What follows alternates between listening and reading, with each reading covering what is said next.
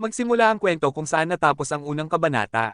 Muli silang bumalik sa ikaapat na palapag kung saan ang mga kalaban ay mga harpy at mga goblin. Habang nagsisimula ang laban, kinakabahan si Hansen at humihingi ng kumpiyansa kay Han, ipinapahayag ang kanyang pag-asa sa kanya. Pinayuhan siya ni Han na manatiling kalmado at pinaalala kina Hansen, Jid, at Aaron na ang kanilang tungkulin ay magsilbing panangga at hindi na kailangang umatake ng walang saysay sapagkat nasa likuran nila ang espada at pana. Ginamit nila Jid at Hansen ang kanilang mga kalasag upang harangan ang atake ng Harpy at Goblin habang si Aaron naman ang humarap sa mga Harpy.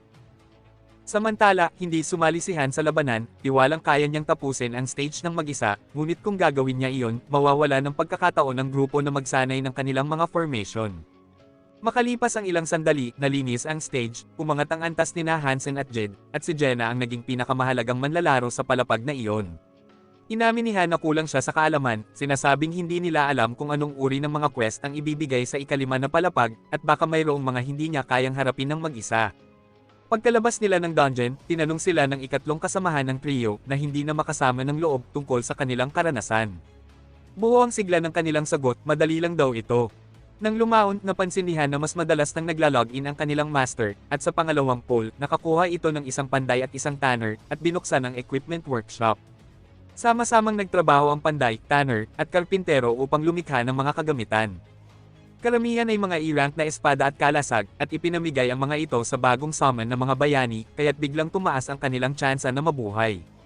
Gayunpaman, ang pangunahing grupo na kinabibilangan ni Han, Jenna, at Aaron ay nakatanggap ng mas mataas na ranggo ng kagamitan, samantalang ang tatlong hindi nagpakitang gilas ay isinailalim sa synthesis.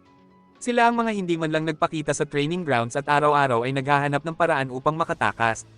Isa sa kanila si Dolph na nagsinungaling patungkol sa kanyang klase. Makalipas ang ilang araw, nagtanong si Jid kung babalik ba sila sa apat na palapag ngayong araw dahil gusto niyang maranasan ang sunod na palapag. Tinanong ni Han si Esel kung tutuloy sila sa ikalima na palapag ngayong araw. Tugon ng diwata, malamang. Pagpasok nila sa dungeon, pinaalalahanan ni Han ang kanyang mga kasamahan na magiging kakaiba ito ngayon. Mabuti ng kalmado, ngunit kung masyadong kampante, pwedeng mawalan sila ng ulo. Di nagtagal, dinala sila sa ikalima na palapag na anyong isang malawak na sirang lungsod. Na-teleport silang lahat doon sa gitna ng mga abandonadong gusali. Mapanuring sinabi ni Aaron kay Boss Han na wala ni isang halimaw. Sagot naman ni Han, pupunta muna sila sa gitna ng lungsod upang suriin ang sitwasyon at inutusan silang bumuo ng formation. Habang nagmamasid, napagtanto ni Han na wala man lang halimaw o kahit mga sibilyan, kaya't hindi ito isang pagsupil. Bigla namang nakakita si Jade ng kalansay ng tao at sumigaw, pinapatingnan ito kay Han. Samantala, nagtataka si Aaron kung ano ang lugar na ito, sapagkat may mga gusali ngunit walang tao. Dagdag ni Jenna, may mga bakas ng dugo ngunit tuyo na, at iba ito sa lahat ng quest na kanilang nagawa noon. Sagot ni Han, iyon ay mga pambungad pa lamang. Maya-maya, napansin ni Han ang isang lumang kampanaryo at tinanong si Jenna kung kaya niyang akyatin. Pumayag ito at umakyat. Pagdating sa tuktok, tumingin siya sa paligid, at biglang may napansin. Kinabahan siya, umaasang nagkakamali lang ang kanyang nakita. Mula sa ibaba, tinanong siya ni Aaron kung ano iyon. Sabi ni Jenna, may napakalaking hukbo ng mga goblin sa labas ng lungsod at papalapit ang mga ito. Nang tanungin siya ni Han kung gaano karami, sagot niya, libo-libo. Sa ikalima na palapag, ang uri ng quest ay survival, at ang layunin ay makaligtas sa pag-atake ng mga kaaway. Nabigla si Aaron at nagtanong kung baka nagkakamali lang si Jenna, ngunit inutusan siya ng bida na bumaba muna. Paglingon ni Aaron kay Han, sinabi niyang baka may mali.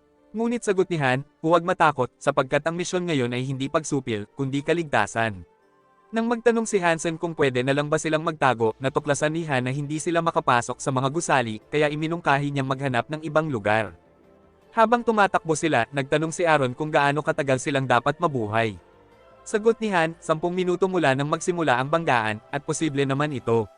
Ngunit nang matuklasan niyang 30 minuto pala ang dapat nilang iligtas ang kanilang sarili, nag-isip si Han sa panganib. Alam niya na kapag survival quest ang lumabas sa mababang palapag, 9% lamang ang tsansa nilang mabuhay. Dumiretso sila sa isang eskinita dahil hindi sila pwedeng manatili sa pangunahing kalsada. Tanong ni Hansen kung may mas maayos na lugar, ngunit sagot ni Han, lahat ng gusali ay may sira at may butas, kaya dito na lamang muna sila magtitiis. Inutusan niya ang grupo na dahil makipot ang daanan, kailangang labanan ang mga goblin ng paisa-isa kahit napakarami nila. Siya ang hahawak sa kaliwang pasukan, si Aaron sa kanan, habang sina Jade at Hansen ay sa likod, papalitan ng isa't isa upang makapagpahinga. Si Jenna naman ay itinalaga sa gitna, nakaantabay at mag-ipon ng mga palaso, at huwag bubunot hanggat hindi niya sinasabi.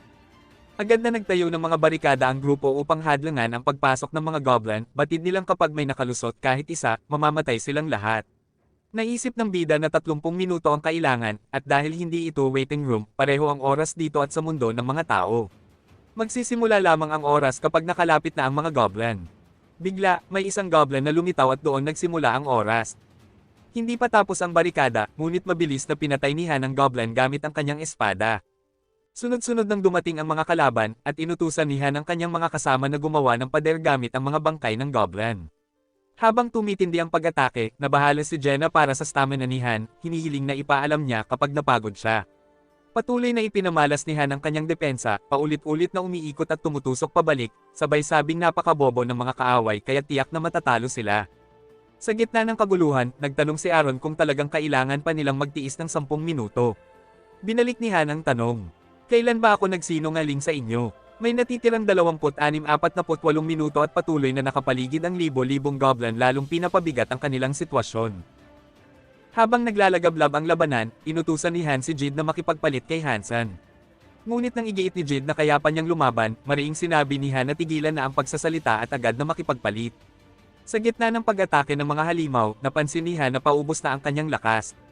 Naisip din niyang hindi lamang mababa ang antas ng kanyang mga kasamahan, kundi kulang din sila sa kakayahan. Mabilis silang mapagod dahil sobra ang kanilang galaw. Ipinunto ni Han na sapat na ang isang mabilis na atake, isang hiwa, isang saksak para tapos na agad. Dapat maging epesyent sa paggamit ng natitira niyang lakas, saksak, hiwa, at muling saksak. Iginiit din niya na mahihina lamang ang mga goblin na ito, mga mahihinang nilalang mula sa unang palapag. Upang palakasin ang loob ng kanyang mga kasama, sinabi niyang ang mga goblin na ito ay walang takot para bang gusto pa nilang mamatay. Agad niyang inutos na muling magpalitan, at mabilis na nakipagpalit si Jid kay Hansen. Alam ni Han na ito ang pinakadelikadong bahagi, kaya agad niyang iniutos kay Jenna na tulungan si Jid at sabay na pulutin ang kanyang mga palaso pagkatapos. Agad na sumunod si Jenna, sinabing matagal na niyang hinihintay ang pagkakataong ito, habang pinaalalahanan siya ni Han na bantayan din ang mga goblin na pumapasok sa lagusan. Sumang-ayon si Jenna at sinimulang pabagsakin ang mga goblin gamit ang kanyang galing sa pana. Samantala, litong-lito si Aaron at nagtanong kay Han tungkol sa sinabi nitong 10 minuto. Dahil dito, nagalit si Han at tinawag siyang hangal, mariing itinama na 5 minuto pa lamang ang nakakalipas simula nang magsimula ang laban. Habang pinupulot ni Jenna ang kanyang mga palaso, biglang nilamon ng isang goblin ang kamay ni Jid, ikinagulat nito. Ipinahayag ng sistema na dumudugo si Jid at unti-unting bababa ang kanyang kalusugan. Agad na inutusan ni Han si Hansen na makipagpalit kay Jid, sabay sinabihan si Jid na huwag maging iyakin at ipinaalala na gagaling siya kapag nakalabas na sila sa dungeon. Ngunit nanaig ang takot kay Jid kaya tuloy-tuloy siyang nagpanik, hanggang sinipa siya ni Han ng isang malakas na sipa para matauhan. Para palakasin ang kanyang loob, ipinaalala ni Han na hindi sila maghihiwalay, kung aalis siya, lahat sila mamamatay. Dahil dito, humingi ng tawad si Jid. Agad namang inutusan ni Han si Jenna na pigilan ang pagdurugo ni Jid, at pinaalalahanan si Jid na mamamatay si Hansen kung hindi siya makikipagpalit dito. Hindi alintana ang kaguluhan, hinarap ni Han ang mga goblin ng harapan, habang sumisigaw si Hansen na hindi na gumagana ang kanyang espada. Dahil sa sitwasyon tinanong ni Han kung kaya ba ni Jid makipagpalit. Kahit sugatan, pumayag si Jid. Inutusan naman ni Han si Hansen na suriin ang kanyang espada. Gaya ng inaasahan niya, mas maayos ito kaysa lumang bakal na espada na F-rank, ngunit karaniwan pa rin itong bakal na espada. Ipinaliwanag ni Han na kahit walang talim, maaari pa ring ipanghampas ni Hansen ang espada laban sa mga goblin, sabay ipinakita kung paano depensahan ang sarili gamit ang kalasag. Pagkatapos, iniutos ni Han kay Jenna na makipagpalit kay Aaron. Bagamat iginiit ni Aaron na kaya pa niya, nang ibabaw si Jenna at pinayuhan siyang magpahinga kapag may pagkakataon. Ipinaalala ni Han na kailangan lamang nilang magtiis ng kaunting sandali. Mabilis niyang inutusan si Aaron na pumalit kay Jenna habang si Hansen ay nakipagpalit kay Jade. Kasunod nito, iniutos niya kay Jenna na tumira ng mga palaso sa gilid ni Hansen.